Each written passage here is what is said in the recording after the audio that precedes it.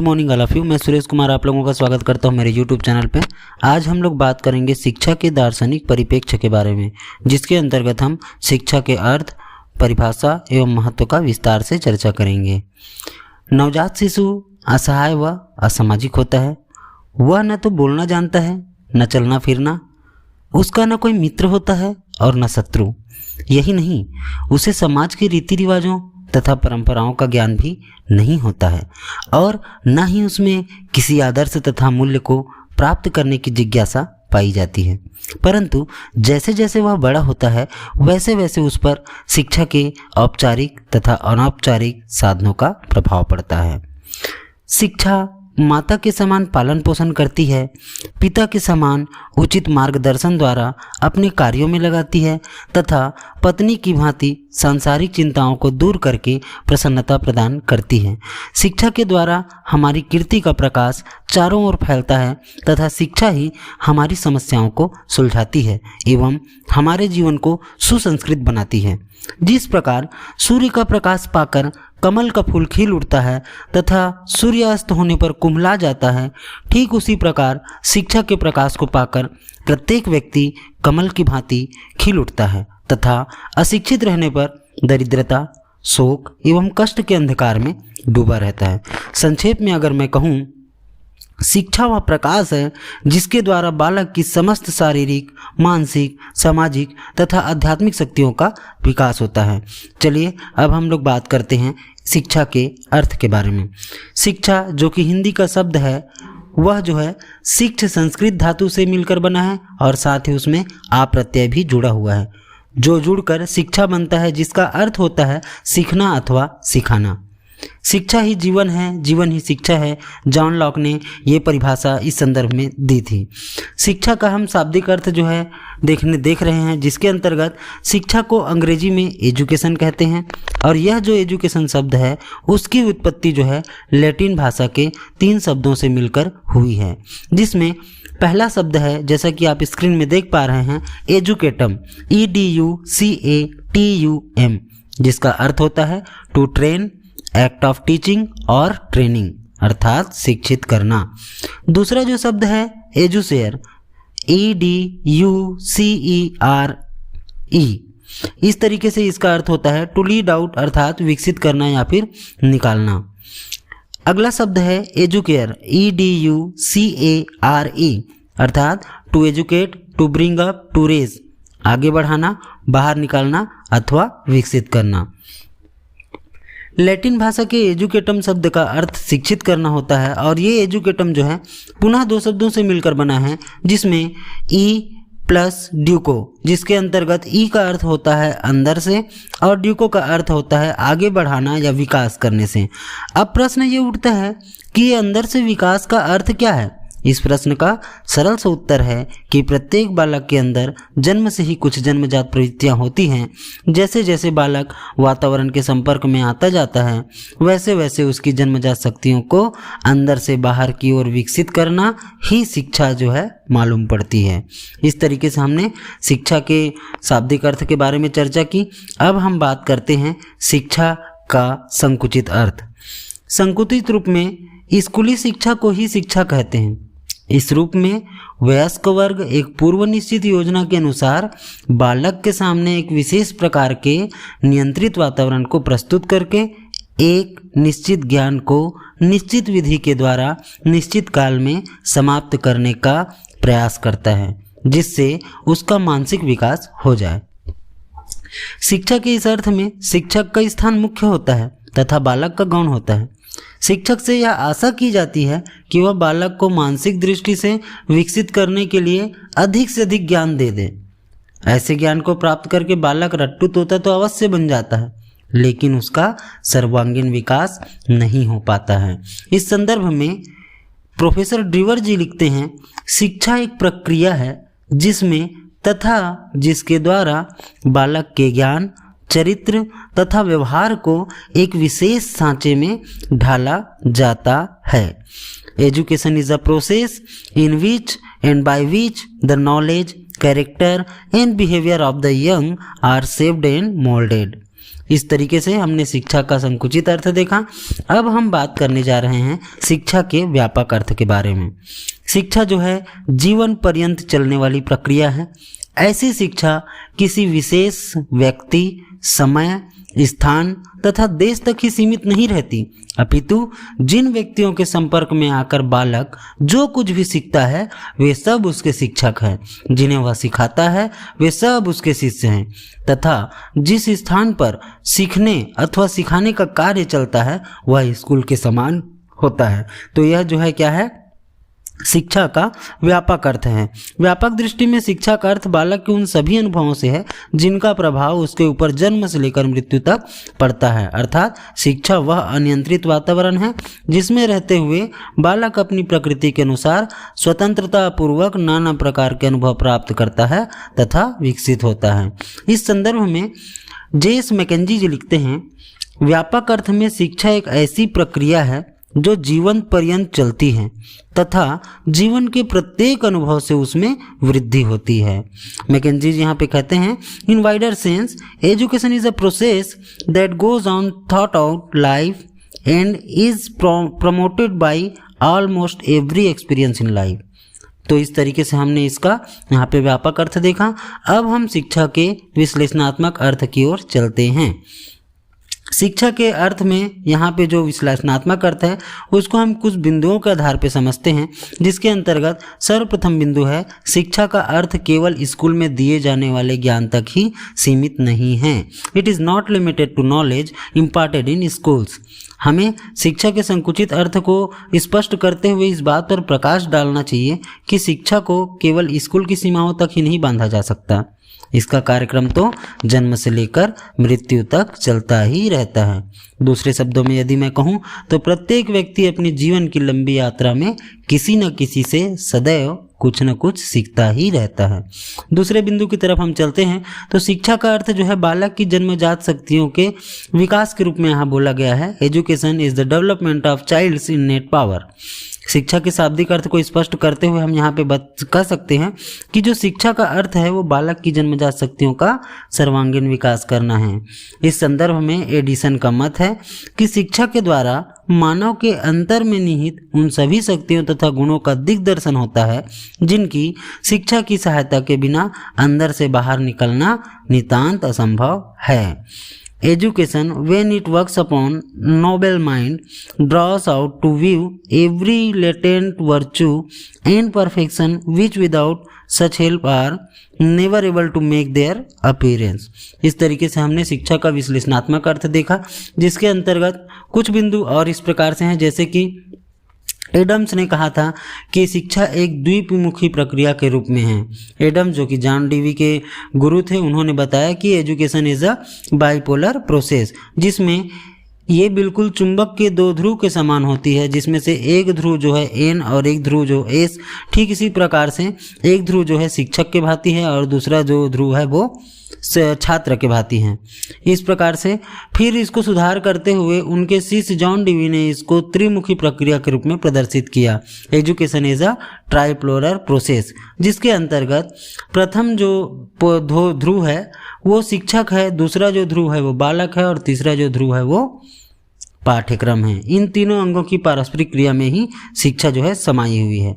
शिक्षा के वास्तविक अर्थ के बारे में अगर हम बात करें तो शिक्षा एक ऐसी प्रक्रिया है जिसके द्वारा जीवन का सच्चा आनंद लिया जा सकता है।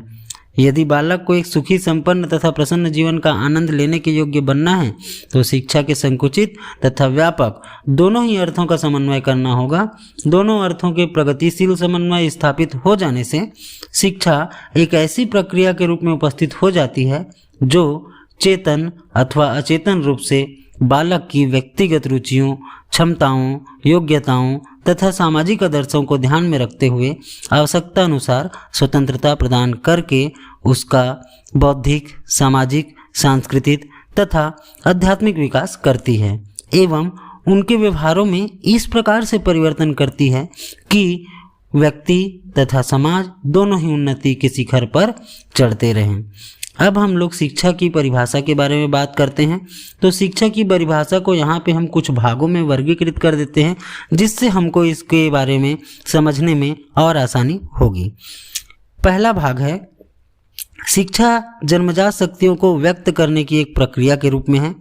Education is a process of drawing out the innate powers. चलिए देखते हैं इसके अंतर्गत जो परिभाषा दी गई है फ्रॉबेल जी के द्वारा।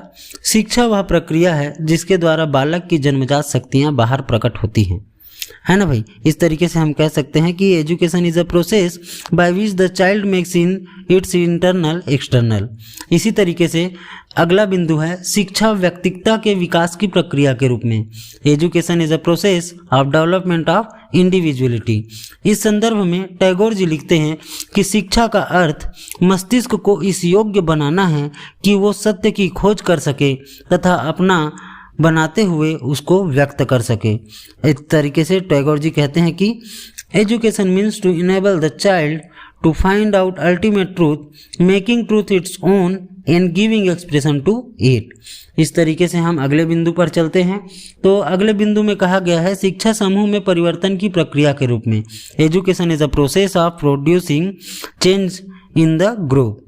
इस संदर्भ में ब्राउन महोदय कहते हैं कि शिक्षा चैतन्य रूप में एक नियंत्रित प्रक्रिया है जिसके द्वारा व्यक्ति के व्यवहार में परिवर्तन किए जाते हैं तथा व्यक्ति के द्वारा समाज में।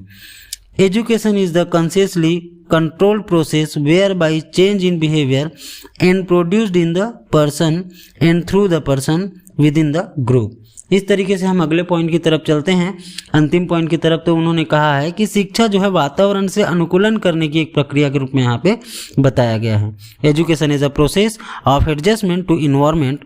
और इस संदर्भ में बटलर महोदय कहते हैं कि शिक्षा प्रजाति की आध्यात्मिक संपत्ति के साथ व्यक्ति का क्रमिक सामंजस्य है। Education is gradual adjustment of the individual to the spiritual passion of the race.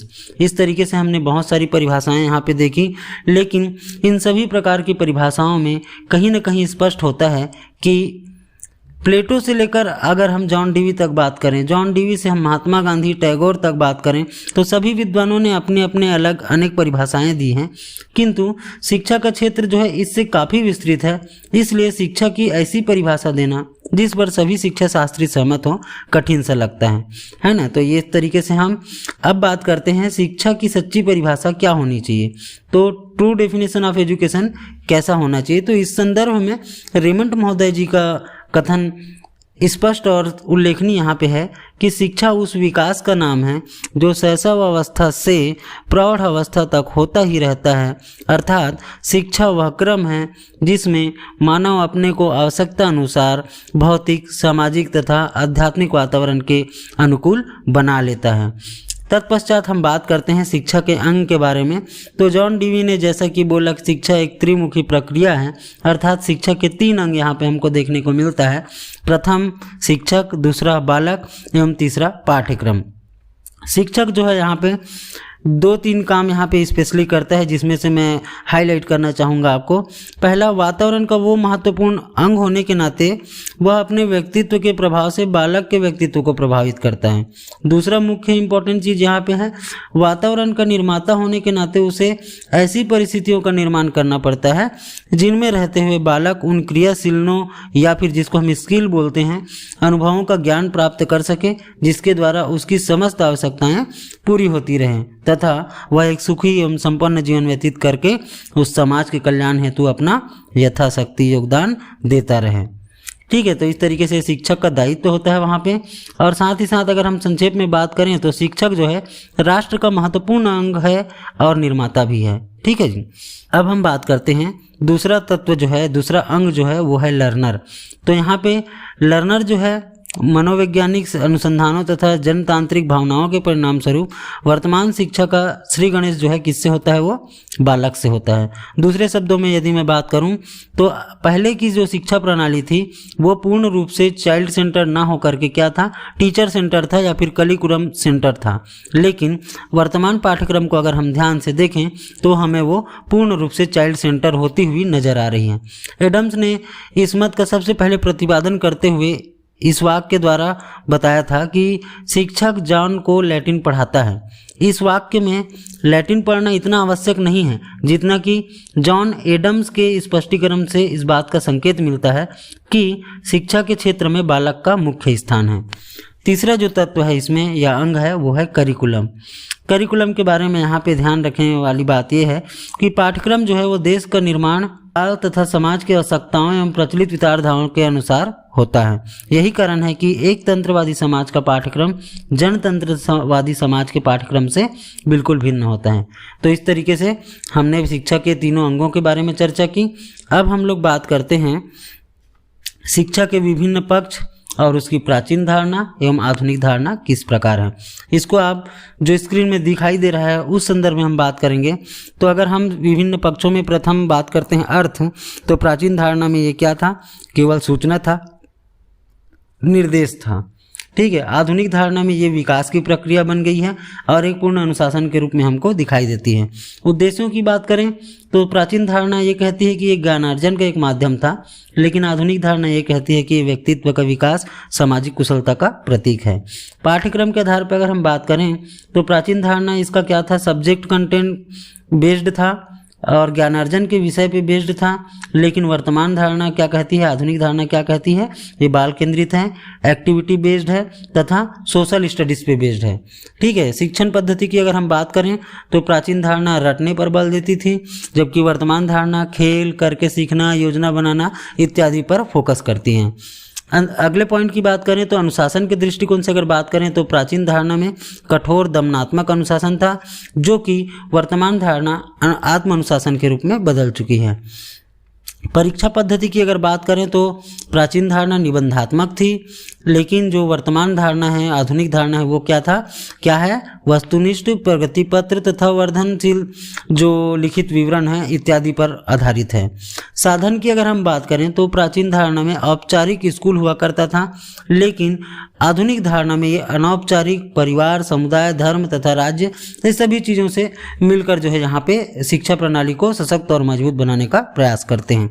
शिक्षक की अगर मैं बात करूं तो यहाँ पे निर्देशक की भूमिका में रहते हैं, लेकिन आधुनिक अवधारणा के अनुसार ये जो है एक मित्र के रूप में, एक दार्शनिक के रूप में, एक पथ प्रदर्शक के रूप में हमको यहाँ पे सक्रिय रूप से अपनी एक्टिविटी करते हुए दिखाई देते हैं।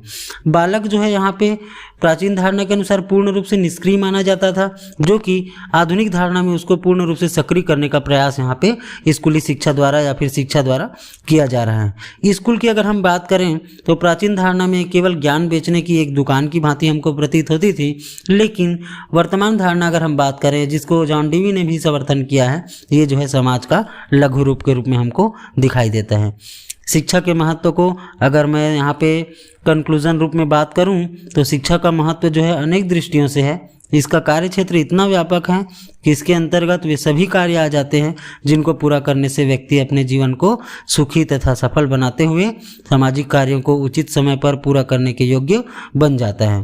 कहने का तात्पर्य यहाँ पे ये है कि सामान्य रूप से शिक्षा व्यक्ति की मूल प्रवृत्तियों का नियंत्रण, मार्गांतीकरण तथा शोधन करते हुए उसकी जन्मजात शक्तियों के विकास में इस प्रकार सहायता प्रदान करती है कि उसका सर्वांगीण विकास हो जाए। इस तरीके से आज हमने शिक्षा के विभिन्न पक्ष में अर्थ, परिभाषा एवं महत्व का विस्तार से चर्चा किया। आगे की कक्षाओं के लिए मेरे साथ बने रहिए। तब तक के लिए बहुत बहुत धन्यवाद।